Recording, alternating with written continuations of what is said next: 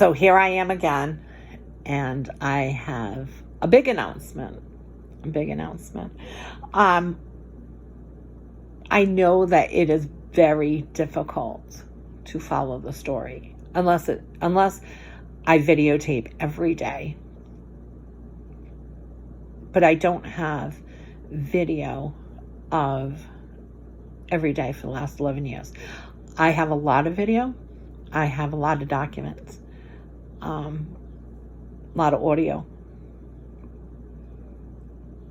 But to really understand the story, I need to do it in parts. Because although the media can take off with my arrest, the lawsuit, they can take off with the settlement agreement, my conversation with Frank Milos, with that settlement agreement. In order to really understand everything,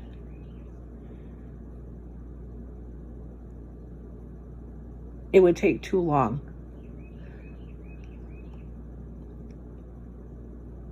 to put it all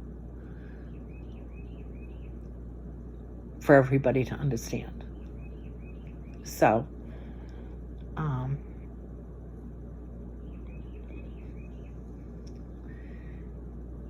we have decided that after very careful consideration and consulting with some people, that I can tell my story.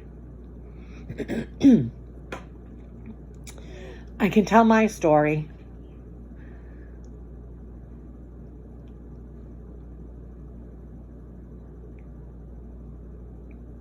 and I'm going to need to do it in parts. I think to understand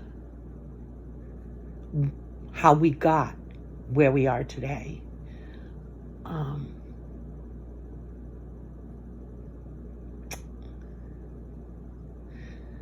really highlights Frank Milos' manipulation in all of it. There are phone conversations. There are emails.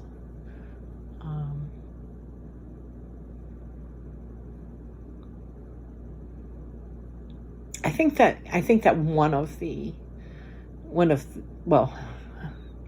when I think of the different videos, I think the Dave Holden one is probably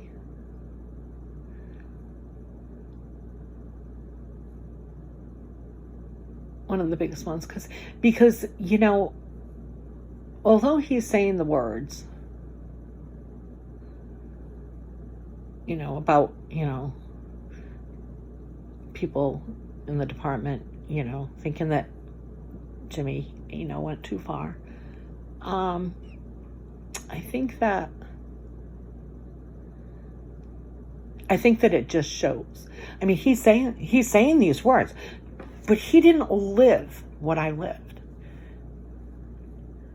He didn't lose dogs. His father works at the Rhode Island SPCA. He didn't lose animals. He didn't lose family members. And it's very blasé. And, we're never going to change your son's file to have accurate information, right? Our phone numbers aren't even correct in there. Our phone numbers are not even correct. So I think that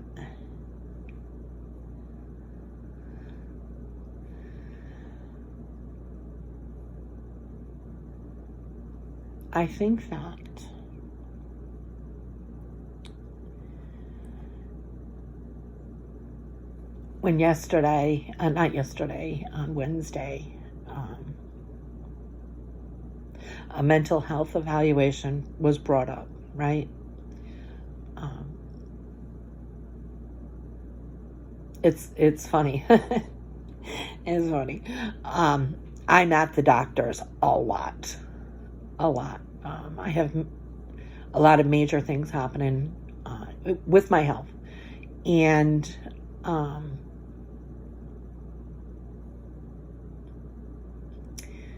we look at the, because we had asked for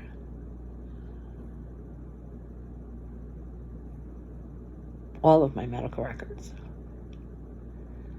And they were delivered to us. And notations. City of Pawtucket. Frank Milos. The mayor in the city. A police officer. A lot of the notations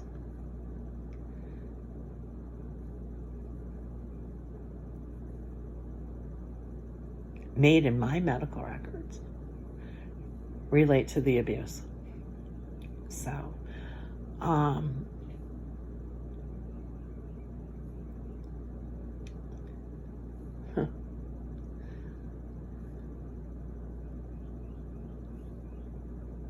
mean, it's all well documented.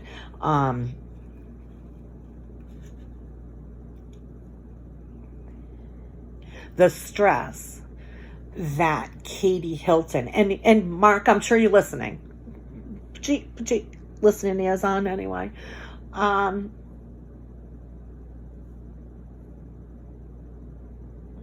When I was called as a witness on that other case where Katie Hilton had put my son's information, we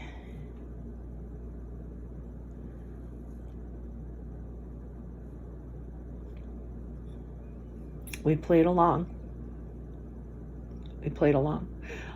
Okay, I was served, and I knew they were not going to call me to the stand. Are you kidding me? They were not going to call me to the stand. They didn't even want me in the room, and that's why they put me on their witness list. And if you don't think that I don't know that, nothing coming. But so the stress of what Katie Hilton had done, putting Joseph's information into a case that had nothing to do with my son. Private information, wrong information. That's the thing. Wrong information.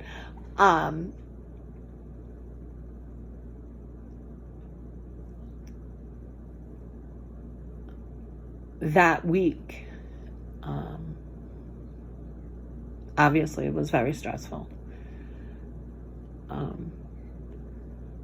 And although the person whose case it was understood, she understood that we were not on opposite sides, that this was a game being played. And it was a game to keep me out of the courtroom, because I would have been able to add documented proof to a lot of things. But that week was very stressful, because I didn't know how they, Mark DeSisto's office and Katie Hilton, because they want to do that. They want to use my son as a weapon and a shield, right?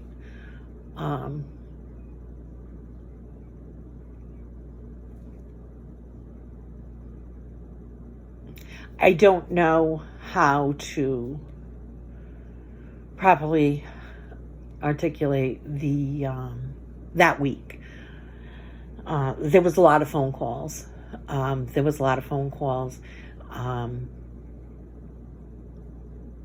lot of letters that were ready to be submitted to the courts.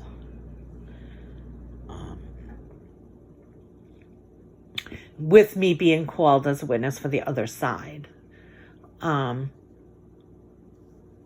Just the mere fact that Craig Letourneau was in my son's file, and his testimony in general,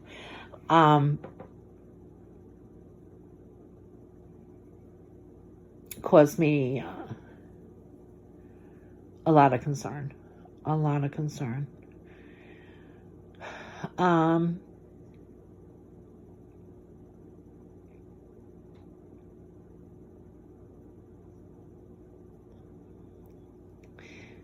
It's not too late.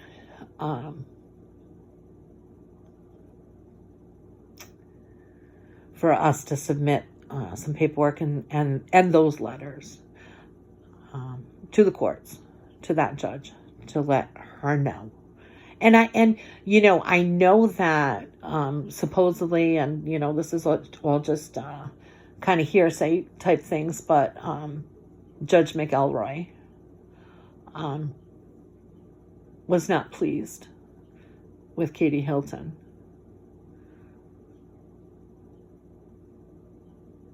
And she was probably very confused as to why Joseph all this private information about my son was put in there.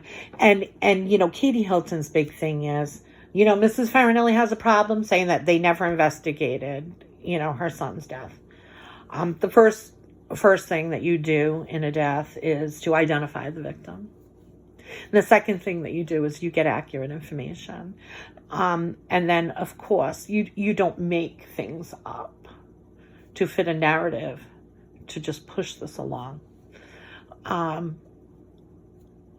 My son was not, and I repeat, was not positively identified until after he arrived at the funeral home. Get that in your head, right? So he was not positively identified. Now, in case you didn't know, you can't even go into a hospital and not be identified before they draw blood, do anything like that, right? We have Rafael Perez making up stories. My mother identified him. It was just so that he could walk around and talk about his biker club. That man has never seen the inside of a jail cell, and he should. He should. I'll continue in a minute.